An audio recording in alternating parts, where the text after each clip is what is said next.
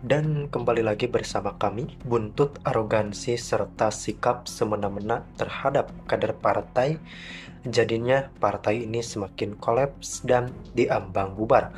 Bahkan politisi senior serta pejabat tinggi internal partai tersebut sudah ditetapkan menjadi tersangka. Dan tentu saja Anda semua tahu siapa yang kami maksud karena memang pada saat ini kita melihat situasi politik yang berbalik 180 derajat. Kita tahu pada awalnya, pada saat Pak Jokowi masih aktif di Partai PDI Perjuangan, PDI begitu dominan memenangkan pemilu secara head to head antara 2014 kemudian 2019. Tentu saja ini menunjukkan bahwa sikap PDI Perjuangan yang sangat-sangat luar biasa dalam memenangkan persaingan pemilu yang pada saat itu justru bersaing dengan ketat. Namun situasi sedikit berbeda di akhir masa periode jabatan Jokowi. Justru PDI Perjuangan seolah mengacuhkan Presiden ke-7 Republik Indonesia tersebut. Tentu saja hal ini disinyalir bisa menimbulkan beberapa konflik politik yang dapat menimbulkan sebuah peristiwa besar. Dan prediksi beberapa pengamat di dalam negeri akhirnya terbukti benar. PDI dan Jokowi bercerai dan memutuskan untuk tidak lagi satu visi dan misi. Kita lihat, PDI sepeninggal Jokowi sangat-sangat kehilangan.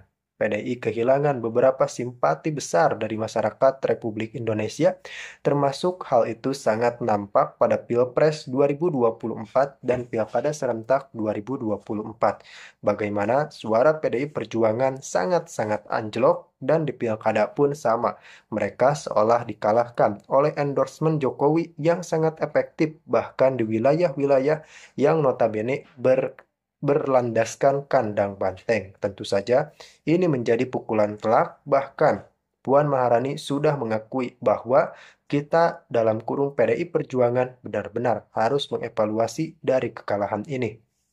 Banyak pihak yang menduga serta yang menerka-nerka bahwa melonjak atau menurunnya suara dari partai ini adalah akibat arogansi dari sekjen itu sendiri.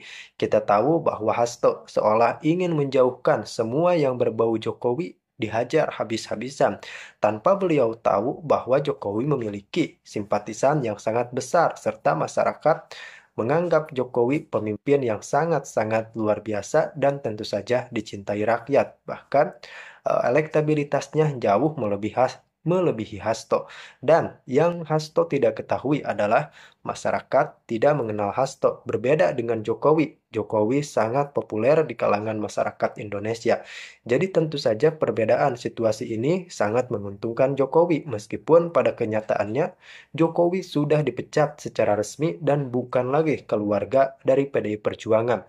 Namun yang terjadi justru Jokowi meskipun sudah purna tugas tetap digandrungi, tetap diberikan respek oleh masyarakat, sementara situasi yang cukup menyedihkan justru terjadi di internal Partai PDI. Ya, itu kan pola-pola seperti itu, menyebarkan video, informasi kepada masyarakat. Itu kan lebih cenderung seperti mau bikin revolusi ya. Nah, cenderung seperti mau bikin revolusi.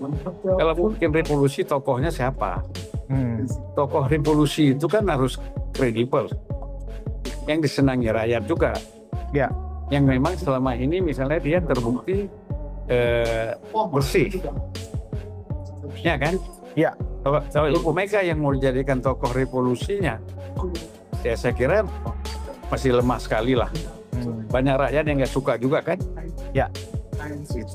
Nah kemudian menyebarkan video-video, ya orang menikmati aja. Ya, bagaimana kita tidak percaya kepada para penegak hukum? Kan institusi hukum itu kan bagian dari pemerintahan, bagian dari institusi negara. Emang KPK nggak punya? Kalau bicara soal video, bukti-bukti, KPK punya bukti lengkap. Siapa-siapa tokoh PDIP, figur PDIP yang bermain. Nah ini kan merusak, ya kan? Bisa setiap hari ada tokoh PDIP yang ditangkap KPK nanti, jadi tersangka, ya kan? Kecuali partai ini semua elitnya, figurnya bersih, itu lain cerita, ya kan? Iya. Nah, jadi menurut saya ya sudah, jangan mengajak perang. Nggak percaya ke institusi hukum, kasih ke presiden. Nah, presiden dia proses, panggil KPK, panggil Jaksa Agung, polisi proses nih. Gitu caranya. Jangan ini amburadul seperti ini bermain kayak, aduh, saya sedih lihat loh. Saya supaya dulu pernah jadi kader PDIP ya, cara-cara bermain seperti ini saya sedih. Satu, childish, kekanak-kanakan. Yang kedua, gitu loh. Jadi sikap itu sikap membela Ibu Mega. Sehingga orang kalau sudah membela seperti itu, kadang-kadang menjadi emosional, ya, tidak rasional. Kurang rasional, bukan tidak rasional, kurang lah rasional. Dan lebih banyak emosionalnya. Karena yang dilihat faktor Ibu Mega sebagai ketua umum gitu.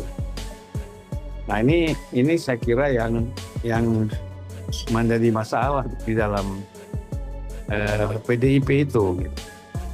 Ya. Nah kalau kita lihat misalnya ancaman, video, skandal, siapa yang melakukan itu? Kan kalau katakanlah misalnya benar, misalnya kita anggap saja ini misalnya benar, bahwa Pak Jokowi ada rencana begini, begitu, rekayasa segala macam, dan itu bicara sama Hasto, bicara sama elit PDIP, kan elit PDIP kan juga terlibat, membongkar diri sendiri, ya kan? Kalau itu benar, tapi saya nggak yakin lah, nggak berapa yakin saya, paling ya ngobrol-ngobrol ada, ya kan? Langkah-langkah apa secara organisasi yang harus dilakukan, karena saat itu kan Pak Jokowi masih dianggap kader dan orang dalam PDIP kan, apalagi dia sebagai presiden. Itu kemungkinan bahwa apa yang disampaikan atau bisa saja terjadi, bukan tidak mungkin, ya. Nah, tapi apakah itu bisa menjadi alasan atau bukti? Ngobrol-ngobrol biasa misalnya, ya. Apalagi Guntur Ramli yang ngomong. Guntur Ramli kan menjelang Pilpres saja dia masuk PDIP. Sebelumnya kan dia PSI menyerang PDIP juga kan gitu. Iya. Nah, sekarang jadi jubir PDIP, ya kan? Ya dia mungkin dapatlah sedikit-sedikit informasi dari Hasto dan yang lain ya. Tapi sebenarnya kalau dia maju ke depan untuk bicara, ya kosong juga ini. Ya kan gitu Bang ya. Ya orang dia baru kan, tidak banyak tahu persis